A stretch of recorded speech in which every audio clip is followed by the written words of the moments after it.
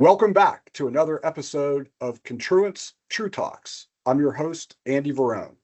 Today, I'm joined again by Steve Jones from Dodge Construction Network. Steve, welcome to the program. Thanks, Andy. Looking forward to this. Steve, as always, as you know, we have a global audience. Spend a couple minutes, introduce yourself, and talk a little bit about your experience. Sure. I have been in this AEC industry my whole ride. I did 6 years as a design build contractor, and then I went full time into the design side of things and ended up as a principal with a big AE firm here in the northeast part of the U.S., which then became the main component of Stantec when they moved down into the U.S. And then I took the dot-com plunge right at the end of that century and went with Primavera and helped them get going on the web. And that was an amazing experience for me personally because, I've been running an office for a big firm. I thought I knew all about this business until I started going on these massive projects all over the world with Primavera. I'm like, oh, dude, this is the construction industry, man. And then I kept bumping into an old buddy of mine, another recovering architect named Norbert Young, who was running Dodge and Suites and ENR and Arc Record and all that. And he asked me to come and start a research function. So I've been doing that for 23 years. This is the biggest industry on the planet Earth by a large measure, but it is so fragmented. It's really difficult for anybody to know what the guy across the street's doing. Where do I fit in this? Am I ahead? Am I behind? What are they doing that I might get smart about doing? I don't have to invent it myself. So all we do is attack topics like that, safety management, risk management, project controls like we're doing with you, all the technology out there. And look, all we're trying to do is help people understand where they fit among their peers and what other people are doing that they can take advantage of. Yeah, Steve, appreciate that. And your work is well recognized across the industry. And it's people like you that bring that awareness that is just so important to everyone. And I love what you said, right? It's all about the research. And today we have an opportunity to dive into a topic that's becoming mission critical across capital intensive industries. And that topic is digital maturity and project controls. As we see programs scale across infrastructure, energy, data centers, the ability to deliver with precision and speed and predictability is becoming a real differentiator in our industry. What makes today's conversation especially interesting is that we're not just talking about market trends, we're talking about a benchmark grounded in a structured framework. The latest and greatest smart market insights that we're going to be delivering alongside Dodge here in early June is built on Contruent's project controls maturity model and evaluating how organizations perform across key project control functions like cost, risk, procurement, and field execution. So Steve, let's start there. How did you use the maturity model to build the survey that you guys went out and did for us? That's a great question, and it was a terrific starting point to have. Let me take you through how we did this. First of all, it's a survey that we did of very large owners in the U.S., but I think that owners trying to drive a digital transformation, this is true for everybody under every flag, everywhere on the planet Earth. They're trying to get their house in order with this, right? Half of them are public, half are private. They tend to be the larger guys. 40% of them were doing between 100 and 500 million a year. The rest are doing over 500 million a year. Some, well north of $1 billion a year. And they're doing all these kinds of projects. To your point, right? This is intense, difficult, challenging construction to do. It is incredibly important to do it right the first time and to do your best to stay on schedule and to stay within cost and deliver the quality that you need, not to have to cut back scope, right? And then do it safely, of course. So we took all this hard work you guys had done, looking at these 10 key activities from estimating through reporting and analytics. And we also looked into the degree to which people are integrating, because as you'll see later on, this really becomes an important factor in digital maturity and the success of using technology. And then for those folks who have an engineering team in-house, we also looked into how they're managing that. That wasn't everybody, but a lot of them do. But we took these activities in terms of how folks are doing them today, and we put them across these maturity metrics. We had every single respondent say, all right, in terms of estimating, how would you rate your general expertise? And each one of these metrics, and we have definitions for them, and they put themselves in kind of a low, moderate, or high bucket for each one of these. And that gave us this amazing amount of information. So not only could we then turn around and say, all right, for each of these 10 functions, here's how digitally mature it is across all the owner population. We knew a lot about each owner, exactly how they're behaving in each of these areas, right? So it allowed us in this report not only to talk about the digital maturity of each of the functions, but also provide some real insight and intelligence about where owners stand. And so anybody reading this can find themselves somewhere in this mix and say, all right, what are the guys ahead of me doing that I can start doing that's going to make a difference for me? And so we have this large radial chart here that just shows the differences between how all these came out when we scored all these different metrics on a 1 to 100 score.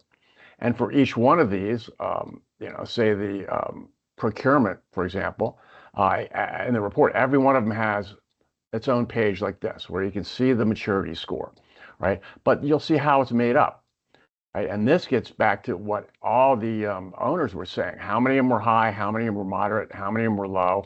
For expertise, for integration, for deployment of digital tools, right? How many of them are still throwing paper at this thing versus how many of them have a really sophisticated platform? And so you have these kind of backing facts for each one of these 10. You see in terms of the digital also, it's not just, do we have the software somewhere? Is it hiding in some place on some server somewhere? Or are you actually applying it to the workflows that make sense for you? And in each one of these pages, they're tailored to, in this case, it's procurement, right? These are very specific procurement functions. We have those very specific task, specific functions for every one of the 10 activities, right? To see, are you really using it, or are you kind of using it, or are you barely using it? All this stuff rolls up towards a digital maturity score for each of these owners. And then really importantly, are you accessing real-time data, or are you looking at past stuff? And that is one of the really hard challenges in the industry. Yeah, Steve, that's super insightful. I think one of the big takeaways that, when I was going through all the details that your team provided, one of the biggest takeaways, you were seeing 80% plus adoption of digital tools across most functions, but the overall maturity was still kind of in that low to moderate range. I mean, that was really insightful, right? Yeah, it is interesting that that radio chart has so jagged.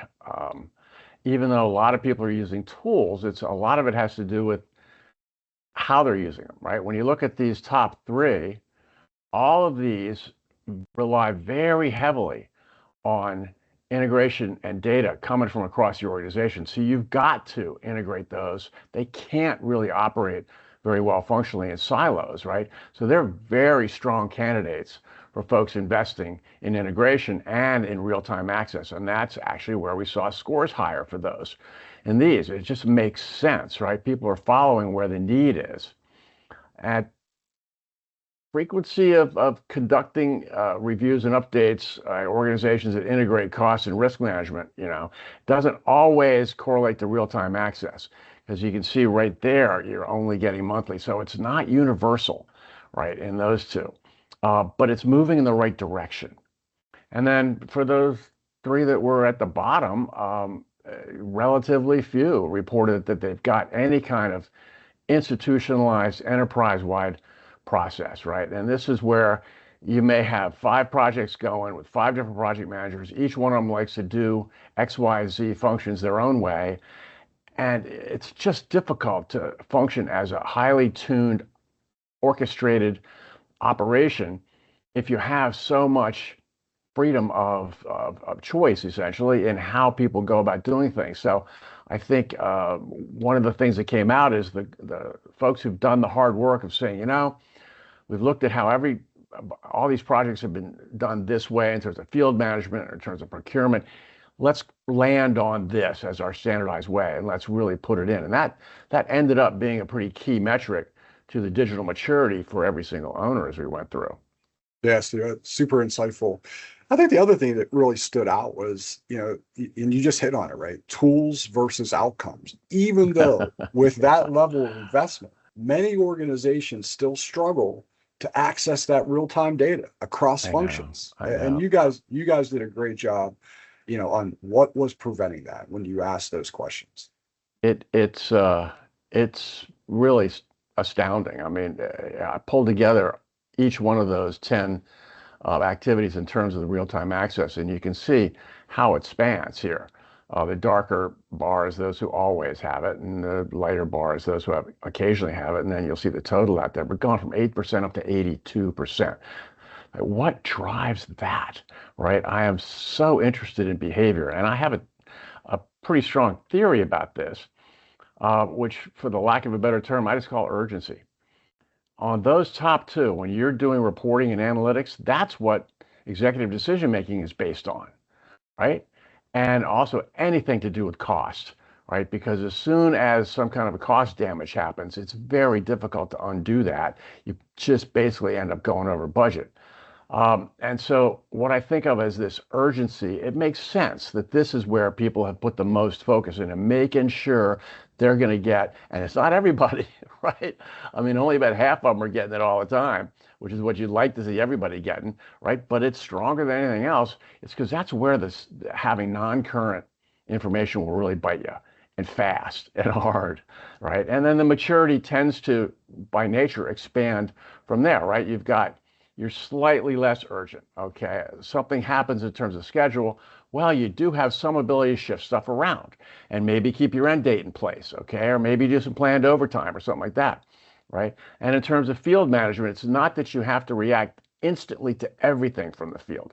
Certain things, yes, especially if they result in some kind of cost impact, but a lot of stuff, it's just you're keeping track of it. You don't necessarily need it quite as fast. And then the rest of these, they're just in their, by their nature, somewhat longer cycle processes, right? The process of risk management, the process of handling change management or resource management. They don't have the same kind of urgency. And it's not that they wouldn't perhaps improve. Were they able to make sure they're always acting on the most recent information, right? But they have a longer decision driving cycle than those ones that are far more urgent. Yes, great feedback and analysis there. Steve, you came up with a term that I hadn't heard before, but it's one that I've written down. I've actually used since our talk, but I love this silos of excellence, Yeah. where individual function, but not fully connected. What did you guys learn from Yeah, that? yeah, that's a term I came up with a long time ago as point solutions. It, kind of wave one of automation in our industry did too good of a job, right? Yes, we drove out most of the manual processes, but now, those people who went through pain and strain to get rid of that manual process will be damned if they're going to give up their happy point solution, right? For some platform that maybe or maybe doesn't do it as well. And it's funny, wave one is almost our challenge to wave two. Um, this is not unique to project controls. Every time we do tech studies here's one we did about optimizing tech for large owners. Only 31% were using, and these were big guys too. They're only 31% were using any kind of commercial platform. 88% of the ones who have point solutions are using multiple ones. In some cases, as many as 8 that they're just paying the license fee for because Eddie really likes that one, and Janet down in the Atlanta office, well, she really likes that one. We're just going to keep it. They're so embedded, and don't even mention the homegrown stuff, right? Which has the pride of authorship attached to it. So what happens, of course, is the data gets locked up, right? That integration functionality is no longer adequate, and migration challenges between solutions. You've got people saying that what they want to do, right, is really try and drive some integration. And the owners with the optimized individual systems, right, are now realizing that their real problem is orchestration and integration. Same thing Yes. when we did this big study on connected construction, right, which is trying to make sure that owners are really tied out both with their internal departments and with external people on the project teams. 62% said that they're really good at doing the internal stuff, but only 41% could say that same about working with any kind of project team members. They get very good at optimizing within their departments or within any one function, but it's that ecosystem that is the challenging part. Right? 60% of them said they exchange half or more of their project data internally, but only 28% are doing it at that level externally. And again, almost 60% of owners using multi-company workflows still have connectivity breakdowns. Right? So just having tech by itself does not solve this kind of fragmentation. The weak points generally because this isn't that connection layer between the organizations and your workflows. And this isn't just true with owners. Trust me, man. I mean, all the construction tech research that we do, we are really good at digitizing functions. And that first wave, it did a great job of driving out the paper and the manual processes to a large degree, right? It's usually 10% or less in any studies that we do. But it's these isolated point optimizations, right? And so where the industry hasn't been as good and really needs to mature is about connecting. Because the value of being digital is being able to integrate and orchestrate numerous players to work in harmony in these shared data environments. So we really think this next wave is going to be about connecting decisions, because this is the point of having all this information, is to improve your decision making. Yeah, that's great stuff, Steve. Steve, if my memory serves me, only about a third of the organizations are reporting full integration with Yeah. real-time access across systems. I mean, that to Yeah. me, that was a stunning statistic. It is. It's 36%. Because again, we asked them to put themselves in one of these three buckets. Either they've got it fully integrated, real-time updates, single system access, and obviously those folks earn the highest points towards their digital maturity. And then you had the middle zone where, yeah, we've got digital tools and we have done some integrations, probably point-to-point type integrations. And then you've got that 8% that still just have a whole bunch of things that aren't even tied at all. No integration with the important functionalities, right? And so among that 92, we did something which I hope readers are going to find very valuable. Because when you look at 10 different activities and you think about integrating, there are, whatever the math is, it's way more than 1,000 possible iterations of things that you could look at integrating. Where's the value? And oftentimes, you want to know what other people are doing. And we did that, right? And so in the report, you'll see what the most frequent among that 92% of owners who are doing some degree, all of them have integrated their change, cost, and schedule. So if you haven't done that, that's a pretty clear indicator. You ought to focus on that one. Same thing with reporting that's integrated across all kinds of multiple functions, right? Everybody, all 92% are doing that. It begins to dial down a little bit after that.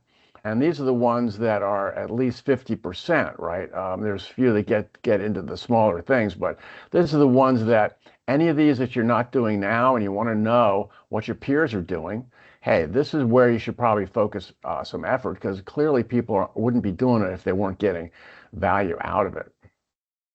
That's super helpful, Steve. One thing too, what I thought was very interesting was kind of the speed of insights. Hmm. One stat that really stood out to me, right, was that about 80% of those mature organizations can generate data within hours compared to something like 13% for all others. And that's a huge gap for those that are more Yeah, digitally mature. yeah, that's one of the big wows in the findings here, and it's because these top performers, they've connected things and they have standardized their processes enterprise-wide with some accountability. And they've integrated at least their cost schedule and their risk change, right? And as a result, when something happens, they can act on what they're getting as almost real-time data, identify those issues earlier, coordinate their responses faster, and it keeps the small stuff from getting big, right? Which is the thing that kills you so much, is you didn't learn about it in time, and it's now a great big grease fire. Sure. And the top performers, it's you know it's clear they can prevent the small issues, right? Yeah, for sure. Steve, I think that leads us into kind of business outcomes, right? When you look at Yeah, performance, it's pretty meaningful gap, right? So for yeah. me, 90% of the most mature organizations are delivering on time and budget. Hmm. I mean, that's a great number for our industry. 90% of those mature organizations delivering on time and budget. About a third of the rest are hitting that number. So that to me, that just shows the importance of all the things we talked about, connectivity, not having those silos of excellence. What outcomes did you drive through this Yeah, report? this is the so what. Yeah, exactly. You when you think about the owner's life, they're so busy and they've got all these tech companies waving shiny objects in their face, going, I'm going to reinvent your whole process. And I mean, look, why should I care? Why you and not that one, right? Why should I care about being more digitally mature? Right? It's just something else I got to worry about. Well, let me show you the difference between, we pulled out after we had a score for every single respondent.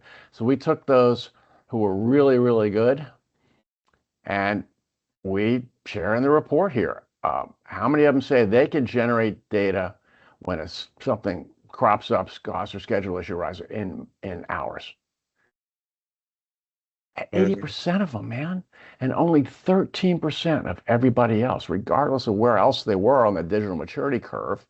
Um, that is just astounding. How powerful is that, right? And then change orders, right? Keeping these change orders within 5% of the original contract value. Now, the gap isn't as big, but if you had a choice, which bucket do you want to be in? You want to be in the 80 bucket? I would, right? yeah, for sure. And then in terms of outcomes, it's the same thing. It's like, look at this in terms of, I can say 75% or more of my projects get completed either on or under budget. 90% versus 33%. Which bucket do you want to be in there? And the same with schedule. Like schedule is notoriously the most difficult thing to comply with in this industry.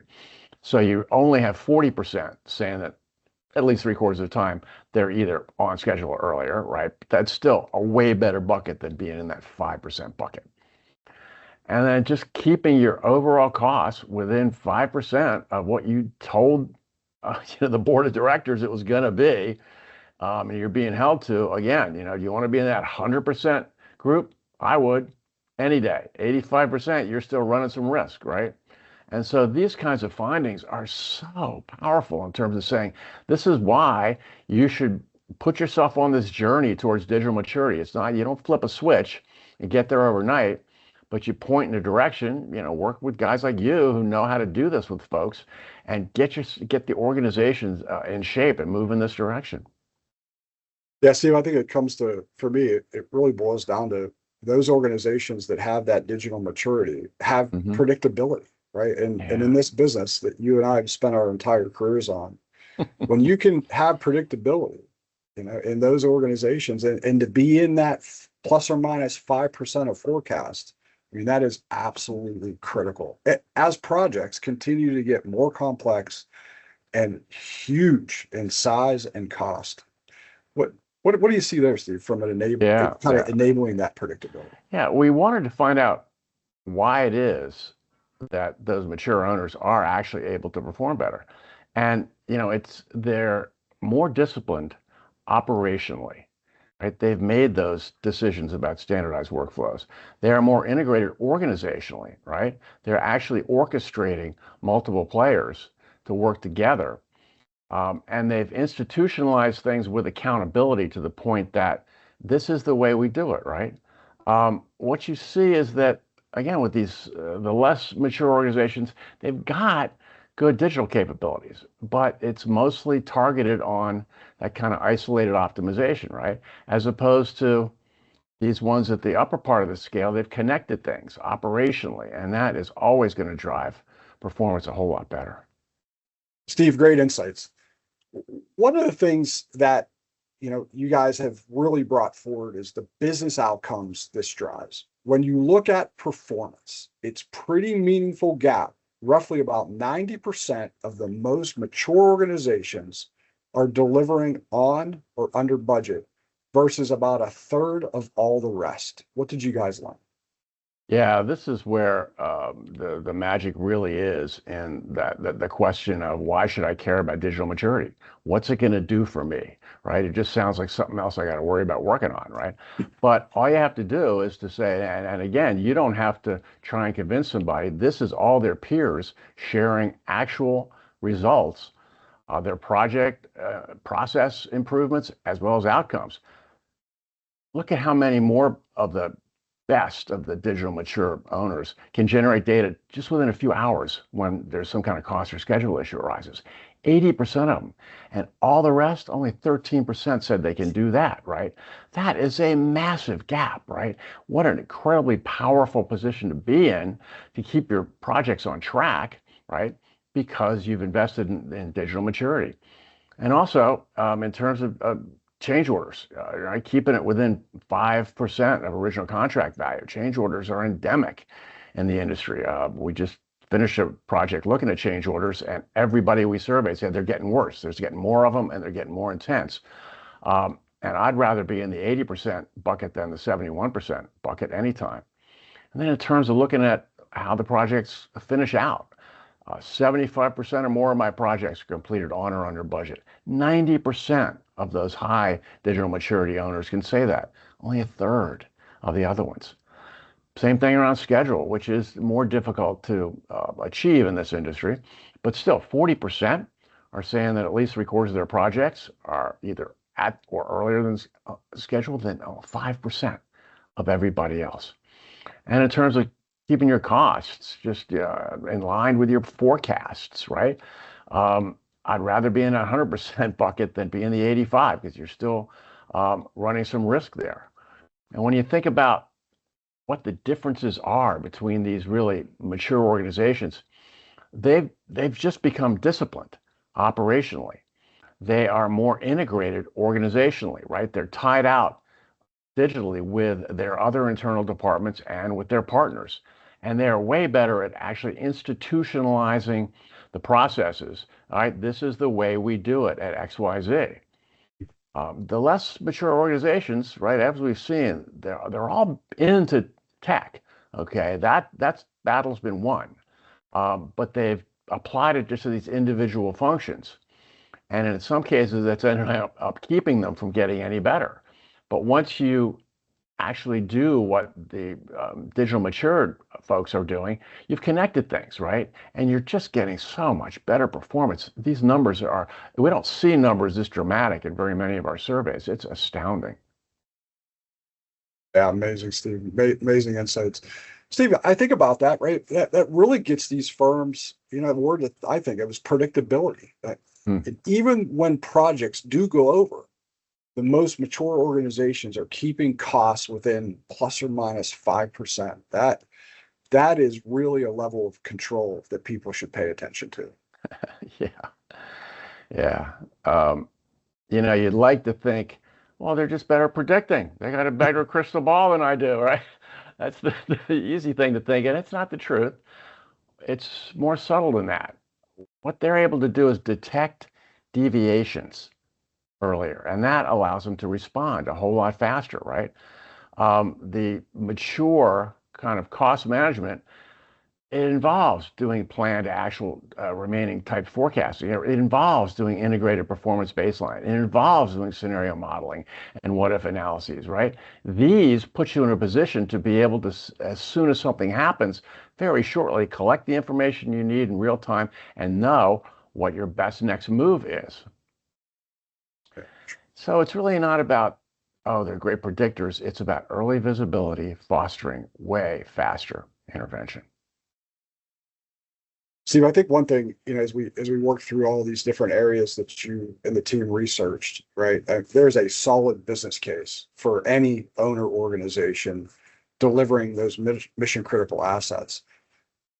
It's really not a belief in digital, but it's really, really concerned about the implementation barrier. About 76% of the organization say the biggest challenge is implementation complexity. What did you guys learn? Yeah, yeah, it's true. It's not unlike other studies that we've done when we put 12 different barriers out there and we said, among these 12, pick the three that are the most difficult for you and the most challenging. And so these are the percentages that are in the report here. And, oftentimes that tends to mute the individual responses somewhat. 76 in a pick three question is really high. So this tells you this is very serious for the majority of the industry, right? And of course, you've got resistance to change from staff, which is generally among the top three that we get every time we do these things. And then difficulty integrating new tools with the old systems, right? That's becoming increasingly important. What's nice is that the ones on the right you see are, think of them as moderate, right? They're not as challenging to do. But this complexity is very real. Again, when you try and put yourselves in the shoes of an owner, you're facing a situation where you have decades now. I mean, this point solution adoption and implementation has been going on since the 70s, right? When you're in a situation where you've got to take any of those plus all the spreadsheets manually, internally developed things or stuff where they've taken a generic tool and twisted it and tortured it to work in construction. Plus, you've probably got to comply, and these are big organizations with some degree of corporate IT requirements. Just the quantitative side of this is challenging. And then you got the organizational side, and you got the people side. You're going to be disrupting your organization. You've got to redesign some processes. You have workflow standardization you've got to get people to agree on, right? And then how you're going to integrate it. You're basically doing a transformation of an operating model. You're not just sticking some software into something. And then you've got to figure out, once it's up and running, how do we deal with data governance? And how are we going to hold people accountable for actually doing the redesigned process and doing the right data governance across all your teams? This is a behavior change. And the resistance to that, it's true in every study that we do. It's not unique to this situation, right? And I think it bears some further examination about what people are doing in terms of dealing with that well. And of course, meanwhile, every owner out there has got a ton of projects already rolling. They're trying to change the tires at 100 miles an hour going down the highway. It's not like you buy a new house and you're starting from scratch, right? There's not a clean restart. I think part of the really good news here, though, is that these are the ones that scored very low. Less than 10% of people, even when they had the chance to pick three out of that list, picked any of these. So they're not really worried so much about the data or cybersecurity, which is of a higher concern in other aspects. Lack of budget to do this, that doesn't seem to be a problem. They have lots of options that they could use. It's not that the executives don't want them to do it. And I always like to ask this question because there are always a few folks, right? It's a small group. And again, there's a small group that says, yeah, we're fine. We're getting it done. But thankfully, it was very few who think that they're okay and really don't need to get any better. Yeah, Steve, super helpful. Steve, I think we know what good looks like, right? So, the research shows that in some areas like cost and reporting and risk, they seem to be more mature, at least from my understanding. What can organizations learn from those areas as they try to improve the overall digital maturity? Yeah, that's a good one because it's worth having some perspective on where you're succeeding and how you might be able to scale that. Again, when you look at what those three most digitally mature functions are across all these owners, uh, as we looked at who those people were who were doing those in the best ways, it came down to three main things: the degree to which those owners have invested in really institutionalizing the processes. What's your best practice for doing this? All right, put it in place, support it with the technology, and then hold people accountable for doing it. And also, it's that ability to have real-time data, right? That's what really differentiates your ability to extract power for decision making out of any of these processes. And it's the owner's use of a platform, breaking down all those point solutions, right? And even if you're integrating them, or if you're getting a very robust platform, somehow get all this stuff to work together. Those are the three main things that we could correlate back to better performance in this among these mature functions. Steve, we're about at time. And I think the biggest takeaway for me from this conversation is digital maturity isn't just about adopting tools.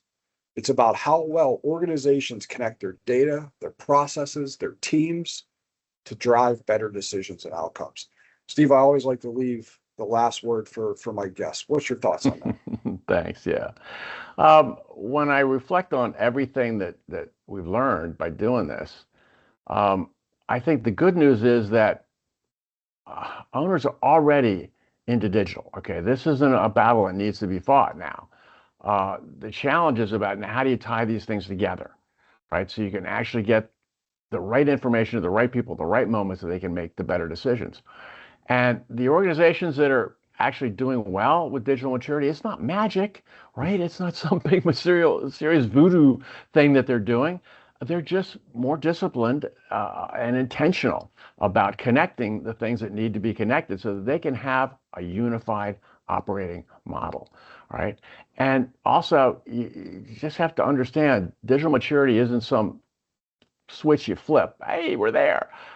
It's a continual commitment to this process of transformation, right? So you just incrementally get a little better all the time. And I think that's where folks like you can really help people, because you've worked with so many other companies doing this, right? Have people sit down and do that digital maturity assessment for themselves. And then you can see what the right steps are for them to do going forward. Yeah, And Steve, it's I think achievable. You can do it, guys, right? It's within your grasp. no, I appreciate that, Steve. Listen, I think for me, right, because we based this whole insight and we had it grounded in the project controls maturity model, organizations now have a way to benchmark where they are, identify gaps, and take a more structured approach to improving performance. Steve, as always, man, I really appreciate your partnership. I love the work that we're doing together, not only on the insight side, but how we're using the Dodge data and the network. And to the audience, I mean, we've shared incredible data and insights with you. Please, as this smart market report becomes published first week of June, please engage with it. Please reach out to Steve and I. I'd love to walk you through how we can actually assess your organization and help you guys get better. So Steve, as always, thank you for joining, and we'll talk to you soon, my friend. Thanks, Andy.